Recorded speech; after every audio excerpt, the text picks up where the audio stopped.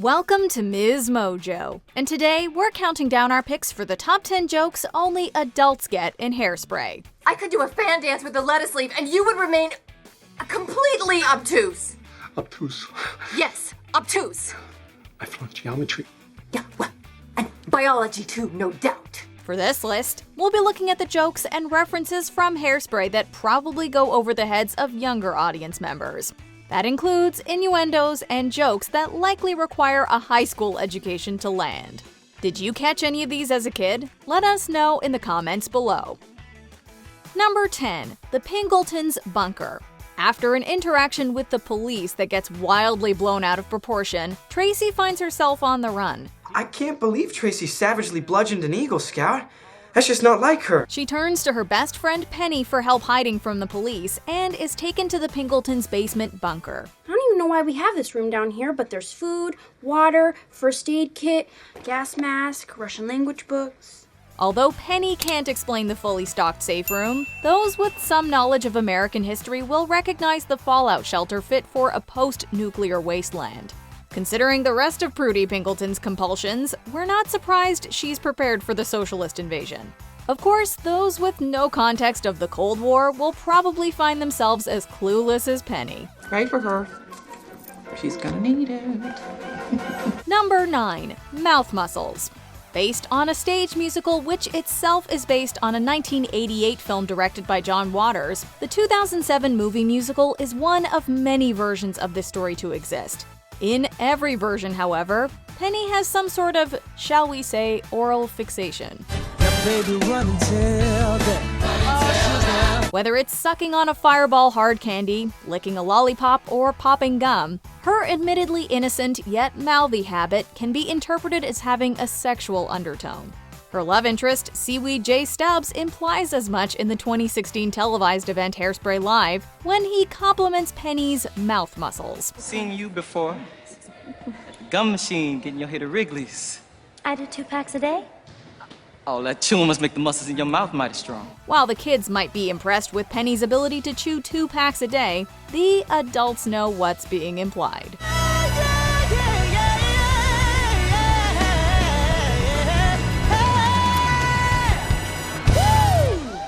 Number 8. Having fun playing with yourself. Although many of the songs are adapted from the Broadway musical, the number Lady's Choice is original to the 2007 film.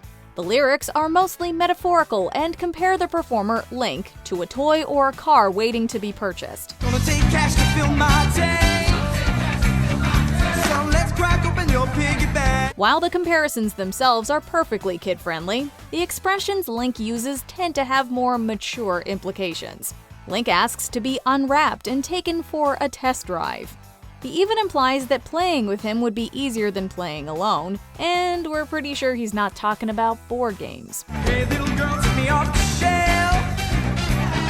'Cause it's hard having fun playing with yourself. The innuendos may be obvious to adults, but are vague enough to go unnoticed by the younger crowd. Oh, hey, little girl, listen to my plea. I come with a lifetime guarantee. One day maybe we'll find the thing that makes me. It's the lady's choice. Number 7. Won't go all the way. As far as dancers go on the Corny Collins show, Link has always been Tracy's favorite. So when he finally notices her dancing at school, Tracy is sent into a musical fantasy. I can hear the bells. What are you talking about? Well, don't you hear them chime? Chime's not exactly how I'd put it. Singing I Can Hear the Bells, she spends the rest of the school day imagining all the romantic milestones she might share with Link, including moments that are more intimate.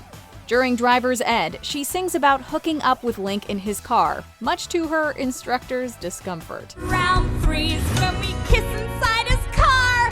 Won't go all the way, but I'll go pretty far. While she only specifies kissing, she implies just how intimate she's willing to get. This line doesn't reveal anything too mature, so it probably goes unnoticed by the little ones. But it's not exactly subtle. My mother starts to cry, but I can't see 'cause Link and I are French kissing. Listen, I can hear the bell. Number 6. CinemaScope. The film's costumes, sets, and dialogue are all influenced by the early 1960s time period. Your mama's hip, your mama's in, your mama's looking at herself and wondering where you been. While the colorful aesthetic can be enjoyed by all ages, some of the dated references require knowledge of American history to land. For example, Amber and Company's jab at Tracy during her audition probably doesn't make much sense to people who don't have a previous knowledge of mid-century anamorphic lenses. Are you scared we're on live? No, I'm sure I can call. Well, this show isn't broadcasted.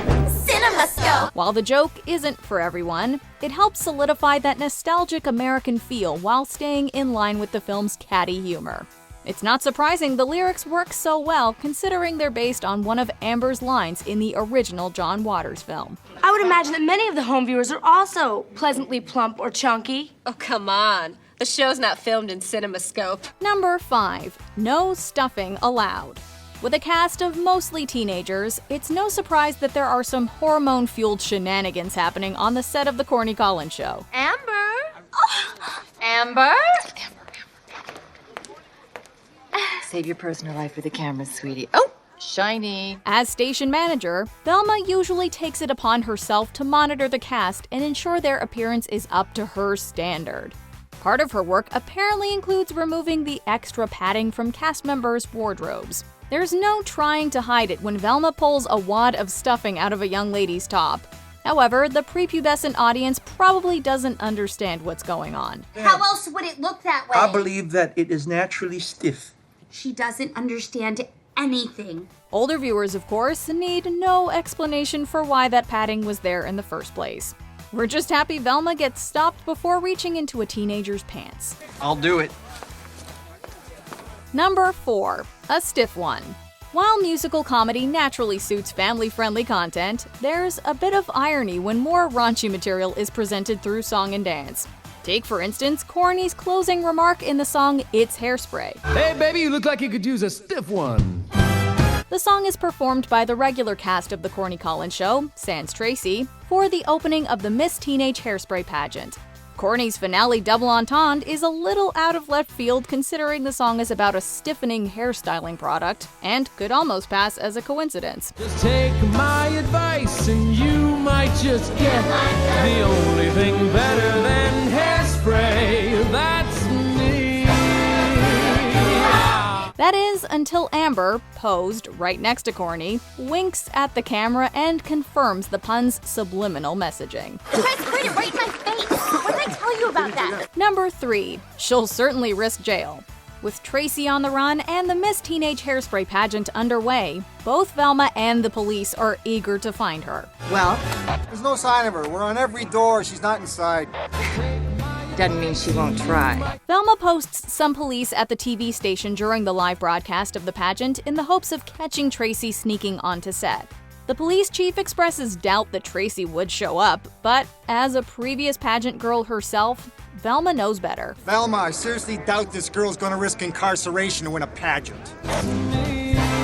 I risked communicable diseases. She'll certainly risk jail. When she was a contestant, Velma ensured her own victory by pursuing intimate relationships with judges. Those poor runner-ups might still hold some grudges. They powdered their cups, but I screwed the judges. As a woman who has apparently risked communicable diseases, the threat of incarceration seems like small peanuts. Of course, the children watching probably don't understand what kinds of diseases Velma's referring to. Just wait until health class, kids.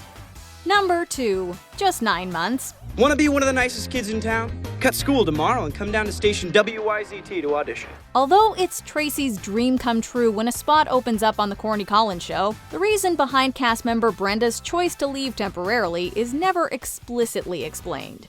All she tells Corny on air is how long she intends her leave of absence to last. How long are you to be gone, Brenda? Just 9 months. Like Tracy and Penny, the younger audience members probably won't think too much of it, but older viewers will notice something funny about how long Brenda plans to be away. Even Corny implies Brenda is leaving because of her freewheeling ways. Seems like we'll have an opening here on the show for a girl just as fun-loving, but maybe not quite as freewheeling. The fact that Brenda can be spotted holding her belly while having a serious conversation with Velma pretty much confirms it. There's a tiny dancer on the way. Before we unveil our top pick, here are a few honorable mentions. The ideas of March. Unless you know your Roman history, this one might go over your head. No, I get who Caesar is, but what's the ideas of March? I mean, how can a month have an idea? Wiretapping in the grave. Before geo-tracking and data mining, there was wiretapping. Tracy, you can't protest, hon. I mean, these are lovely people, but if you protest, you'll be on lists. You'll be on files.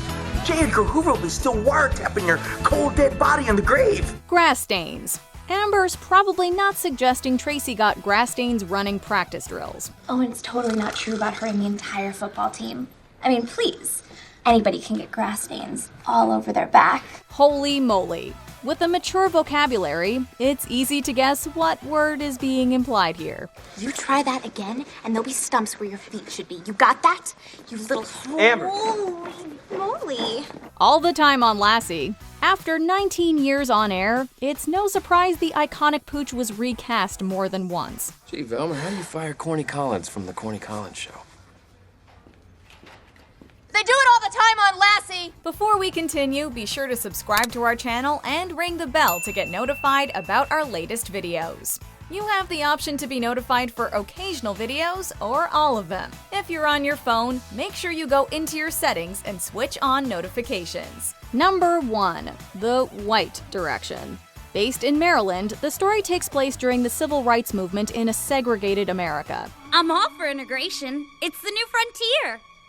Not in Baltimore, it isn't. The fight for equality is at the heart of the narrative, and racism is embodied by the villain, Velma Von Tussle. She reveals her racial prejudice more than once in the film, sometimes on purpose, but often subconsciously.